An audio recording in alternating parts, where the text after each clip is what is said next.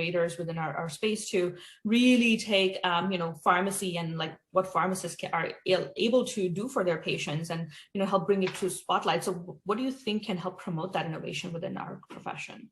Yeah, I mean, first, I just want to say I think disruption is coming, whether we are the leaders of it or not. Again, I mention Amazon every time I have a conversation on this, but this is coming to the future of our profession, and private capital is coming in and buying up pharmacies, and there's consolidation in healthcare, and there's virtual care, and all of these things are going to change. So we can sit there and let these forces change us, or we can try to get ahead of the tide.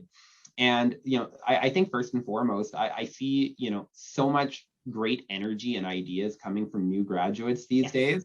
I've been really fortunate to, interview and encounter and network and get to know a number of new, recent, and soon-to-be graduates from PharmD programs and, other universities across the country. And these are our future. And like, they're light years already ahead of where I was at similar steps in my career.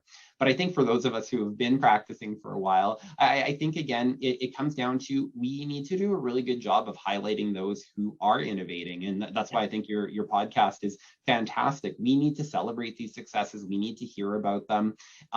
Pharmacy Practice plus Business Magazine has been essential to me throughout my career.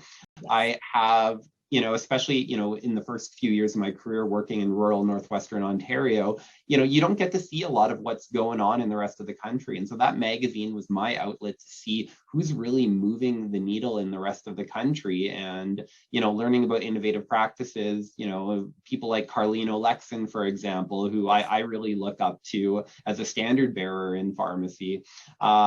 And I've had the opportunity now throughout my career to meet and get to know some of these people, and it's been a tremendous experience. So I think we need to continue to share that. We need to do that through our advocacy bodies. We need to do that through our social media. We need the public to understand the innovation that is happening and the innovation that can happen. Because I think when the public understands in Ontario or Manitoba what they're missing out on that Albertans have access to, that's when they put the pressure on the politicians, and that's when we see change happen. So I think we just need to celebrate the innovation, but we also need to be not scared to go out there and make it happen.